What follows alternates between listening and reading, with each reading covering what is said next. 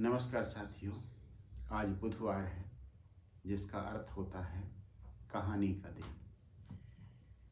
मैं राजेंद्र आप सबका स्वागत करता हूं अपने YouTube channel astrology based on लघु पाराशरी में। आप सब ने मेरे चैनल को एक ही चैनल है, चैनल्स कहना गलत है, मेरे चैनल को लाइक किया, शेयर किया, सब्सक्राइब किया, इसके लिए बहुत बहुत धन्यवाद। उसके वीडियोज को पसंद किया। 40 से ज़्यादा वीडियो 3 महीने में अपलोड किए जा चुके हैं और ये मेरे लिए प्रसन्नता का विषय है और आपको धन्यवाद देने का भी। यदि आपने अभी तक मेरा चैनल सब्सक्राइब नहीं किया है तो प्लीज़ उसे सब्सक्राइब करें। अब कहानी शुरू करते हैं। कहानी है सतयुग की। सतयुग मतलब सत्य का युग, एक तरह से सबसे अच्छा युग। हिंदू धर्म के अनुसार, हिंदू मैथोलॉजी के अनुसार 4 युग होते हैं: सतयुग, त्रेता युग, द्वापर युग और कलयुग। जिसमें सतयुग को सत्य का युग, सबसे अच्छा युग माना जाता है। लेकिन ऐसा नहीं कि उस समय हर आदमी नैतिकता का पालन करता था, नैतिक मूल्यों से बंधा रहता था, ये बात नहीं है। और ये उन कहानियों में आपको मिलेगी यदि आप ध्यान से पढ़ेंगे हमारे पुराणों को। और उस समय की जो भी कहानियां हैं, देवताओं की और दैत्यों की कहानियां हैं।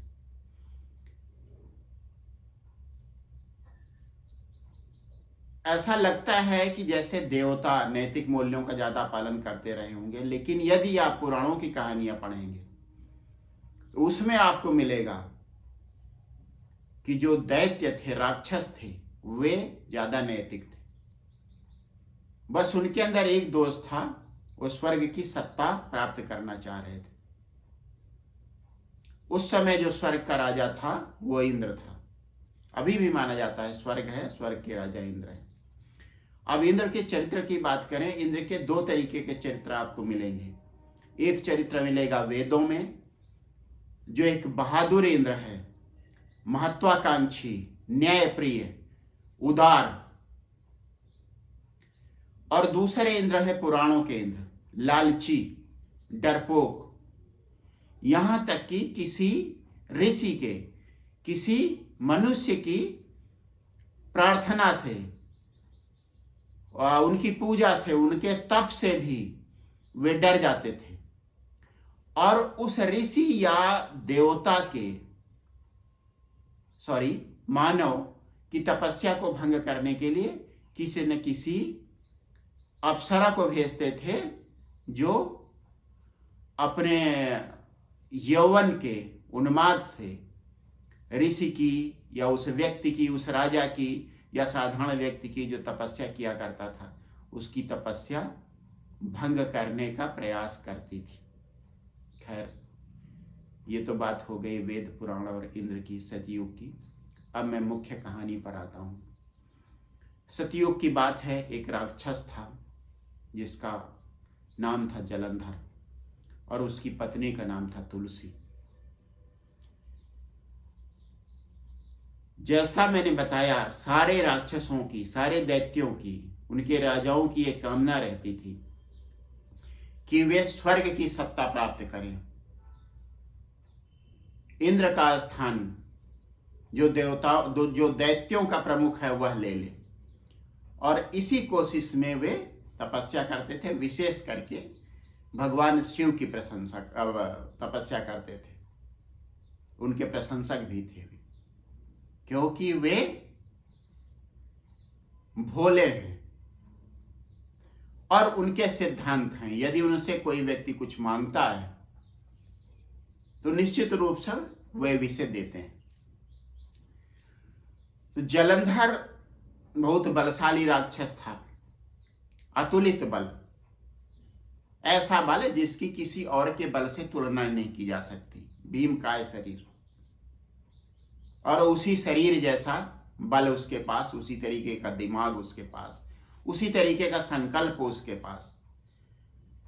उसने घोर तपस्या की भगवान शिव की, वे प्रसन्न हुए और जैसा उसने चाहा वैसे वरदान, वैसे अमोघ अस्त्र शस्त्र और वैसी अमोघ विद्याएं भगवान शिव ने प्रसन्न होकर जलंधर को प्रदान की।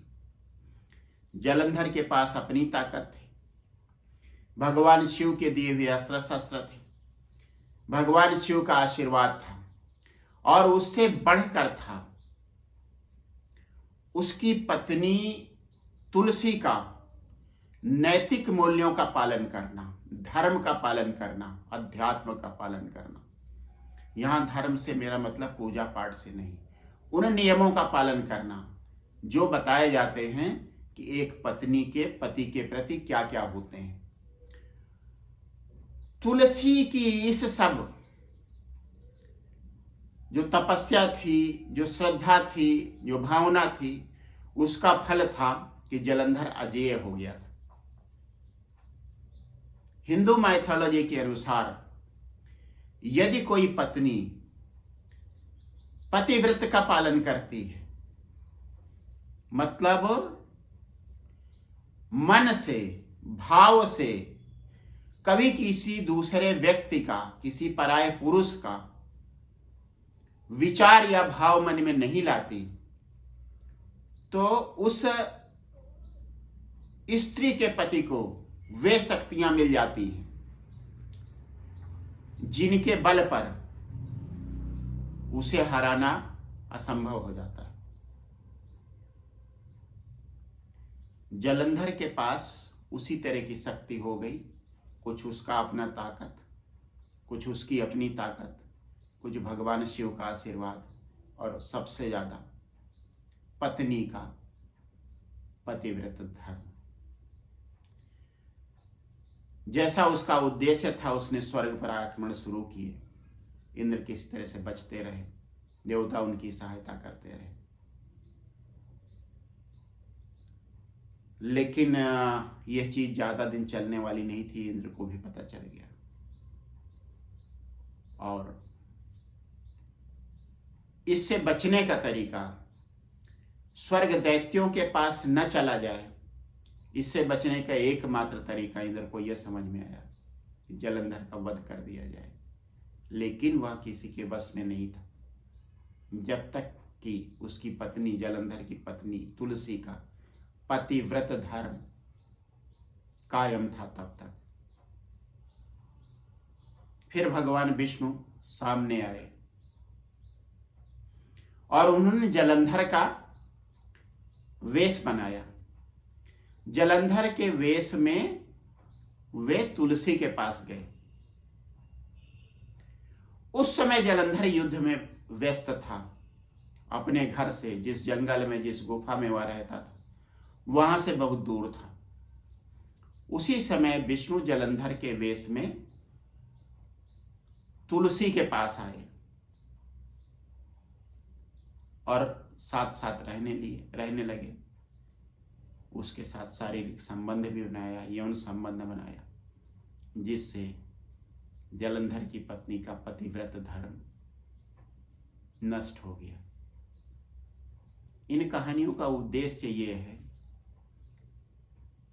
एक चीज होती है पौराणिक कहानी, एक चीज होती है ऐतिहासिक कहानी। इतिहास जैसा होता है हमें स्वीकार करना पड़ता है। पौराणिक कहानी को हम अपने हिसाब से बनाते हैं और पौराणिक कहानियों का एक उद्देश्य होता है, इस कहानी का भी एक उद्देश्य है। तो विष्णु जलंधर के वेश में आते हैं, तुलसी का पतिव्रत धर्म भंग करते हैं, उसके साथ यौन संबंध बनाकर। लेकिन धीरे धीरे पहले तुलसी को अविश्वास होता है, शक होता है, उसके बाद उसे पता चल जाता है कि ये जलंधर नहीं। तब वह विष्णु को श्राप देती है, लेकिन श्राप देने के पहले पूछती है कि मुझे पता चल चुका है कि तुम जलंधर नहीं हो, अब तुम बताओ तुम कौन हो। विष्णु अपने रूप में आ जाते हैं और यह जानकर उसका क्रोध और ज्यादा बढ़ जाता है कि विष्णु ने ऐसा किया, जो ईश्वर है, जो भगवान है। तुलसी ने विष्णु को शाप दिया कि तुम मेरे चरणों में पड़े रहोगे, तुम्हारे लिए वही एक जगह रह जाएगी।